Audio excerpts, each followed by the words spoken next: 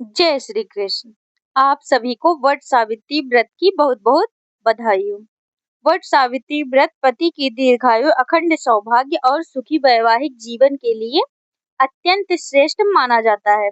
इस दिन सुहागिन महिलाएं बरगद के पेड़ की पूजा करके देवी सावित्री और सत्यवान की कहानी सुनती हैं। देवी सावित्री जिन्होंने अपने दृढ़ निश्चय से यमराज जी से अपने पति सत्यवान के प्राण वापस लाए थे, और यह व्रत अटूट प्रेम और समर्पण का प्रतीक है। तो आप सब भी अपने पति की दीर्घायु और अखंड सुहाग की कामना से इस व्रत कथा को श्रद्धा और विश्वास के साथ पूरा सुनिए। सावित्री और सत्यवान की कथा सबसे पहले महाभारत के वन पर्व में मिलती है, जब युधिष्ठिर महाराज ने मार्कंडेय ऋषि से पूछा था कि हे ऋषिवर, क्या आप कोई भी ऐसी स्त्री थी और जिसने द्रौपदी जितना कठिन व्रत किया था।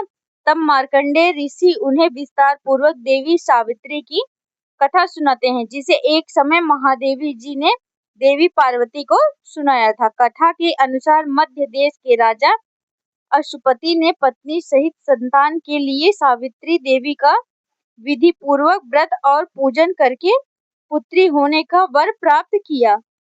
स्वर्ण गुण संपन्न देवी सावित्री ने पुत्री के रूप में अशुपति ने पत्नी सहित संतान के लिए सावित्री देवी का विधि पूर्वक व्रत और पूजन करके पुत्री होने का वर प्राप्त किया। सर्वगुण संपन्न देवी सावित्री ने पुत्री के रूप में अशुपति के घर कन्या के रूप में जन्म लिया। कन्या के युवा होने पर अशुपति ने अपने मंत्री के साथ सावित्री को अपना पति चुनने के लिए भेज दिया। सावित्री अपने मन के अनुकूल वर का चयन करके जब वापस लौटी तो उसी दिन देवर्षि नारद उनके यहाँ पधारे। नारद जी के पूछने पर सावित्री ने कहा, महाराज, दूमत सेना के पुत्र सत्यवान की कीर्ति सुनकर मैंने उन्हें पति रूप में वरण कर लिया है। नारद जी ने सत्यवान और सावित्री के ग्रहों की गणना करके अशुपति को बधाई दी और सत्यवान के गुणों की भरी भरी प्रशंसा की। साथ ही यह भी बताया कि सावित्री के 12 वर्ष की आयु होने पर सत्यवान की मृत्यु हो जाएगी। नारद जी की बात सुनकर राजा अशुपति का चेहरा मुरझा गया। उन्हें यह बात जानकर बड़ा दुख पहुंचा। तब उन्होंने अपनी पुत्री सावित्री से किसी अन्य को अपना पति चुनने की सलाह दी, किंतु सावित्री ने उत्तर दिया कि पिताजी, आर्य कन्या होने के नाते जब मैं सत्यवान का वरण कर चुकी हूँ, तो अब वे चाहे अल्पायु हो या दीर्घायु, में किसी अन्य को अपने हृदय में स्थान नहीं दे सकती। देवी सावित्री ने नारद जी के सत्यवान की मृत्यु का समय ज्ञात कर लिया। कुछ समय के बाद सत्यवान और सावित्री का विवाह हो गया। अब सावित्री अपने सास ससुर और पति के साथ जंगल में रहने लगी। नारद जी द्वारा बताए हुए दिन से 3 दिन पहले से ही सावित्री ने उपवास शुरू कर दिया। नारद जी द्वारा निश्चित तिथि को जब सत्यवान लकड़ी काटने के लिए वन को चले, तो सास ससुर से आज्ञा लेकर सावित्री भी सत्यवान के साथ साथ चल पड़ी। सत्यवान वन में पहुंचा, लकड़ी काटने के लिए वृक्ष पर चढ़े। वृक्ष पर चढ़ने के बाद उनके सिर से भयंकर पीड़ा होने लगी। सत्यवान पेड़ से किसी तरह नीचे उतरे। सावित्री ने उन्हें वट के पेड़ के नीचे लिटाकर उनका सिर अपनी गोद में रख लिया।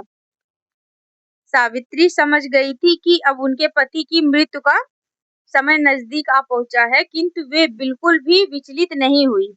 देखते ही देखते यमराज जी ने ब्रह्मा जी के विधान के रूपरेखा को सावित्री के सामने स्पष्ट किया और सत्यवान के प्राणों को लेकर चल पड़े। कहीं कहीं पर कुछ कथाओं में ऐसी भी उल्लेख मिलता है कि वट वृक्ष के नीचे लेटे हुए सत्यवान को सांप ने डस लिया था। सावित्री सत्यवान को वट वृक्ष के नीचे ही लेटाकर यमराज के पीछे पीछे चल पड़ी। पीछे आती हुई सावित्री को यमराज ने वापस लौट जाने का आदेश दिया, किंतु देवी सावित्री ने विनम्रता पूर्वक कहा कि महाराज, जहाँ पति जाते हैं वहीं पर पत्नी को भी जाना चाहिए। यही पत्नी धर्म है और यही मर्यादा है। ऐसा कहकर सावित्री यमराज के पीछे पीछे चलने लगी। सावित्री की धर्मनिष्ठा से प्रसन्न होकर यमराज बोले कि पति के प्राणों के अलावा कुछ भी मांग लो। सावित्री ने यमराज से अपने सास ससुर की आंखों की ज्योति और दीर्घायु मांगी। यमराज तथास्तु कहकर आगे बढ़कर गए।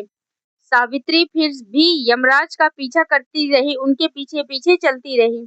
यमराज ने अपने पीछे आती सावित्री से फिर वापस लौट जाने का आग्रह किया तो सावित्री बोली कि हे प्रभु, पति के बिना नारी के जीवन की कोई सार्थकता नहीं होती। यमराज जी ने अब की बार भी सावित्री के पतिव्रत धर्म से खुश होकर फिर से वरदान मांगने को कहा। इस बार उन्होंने अपने सास ससुर का खोया हुआ राज्य वापस दिलाने की प्रार्थना की। तब तथास्तु कहकर यमराज जी आगे बढ़ते चले गए। सावित्री अब भी यमराज के पीछे पीछे चलती रही। इस बार सावित्री ने यमराज जी से 100 पुत्रों की मां बनने का वरदान मांगा। पहले की तरह ही तथास्तु कहकर जैसे ही यमराज जी आगे बढ़े, सावित्री हाथ जोड़कर खड़ी हो गई और कहने लगी, प्रभु, अभी अभी आपने मुझे 100 पुत्रों की मां होने का आशीर्वाद दिया है, किंतु पति के बिना मैं मां किस प्रकार बन सकती हूँ? अपना यह तीसरा वरदान पूरा कीजिए। तब सावित्री के धर्म निष्ठा, ज्ञान, विवेक और पतिव्रत धर्म की बात जानकर यमराज जी ने सत्यवान के प्राणों को अपने पास से स्वतंत्र कर दिया। सावित्री सत्यवान को प्राणों को लेकर वट वृक्ष के नीचे पहुंच गई, जहां सत्यवान की मृत शरीर रखा हुआ था। सावित्री ने वट वृक्ष की परिक्रमा की तो सत्यवान जीवित हो उठे। तब सावित्री अपने पति सत्यवान के साथ अपने सास ससुर के पास पहुंची तो उन्हें नेत्र ज्योति मिल गई थी। इसके बाद उनका खोया हुआ राज्य भी उन्हें मिल गया। आगे चलकर सावित्री 100 पुत्रों की मां भी बन गई। इस प्रकार चारों दिशाओं में सावित्री के पतिव्रत की धर्म के पालन की कीर्ति से गूंज उठी। तभी से वट सावित्री व्रत रखने की परंपरा प्रारंभ हो गई। यह थी वट सावित्री व्रत की कथा। जय माता जी।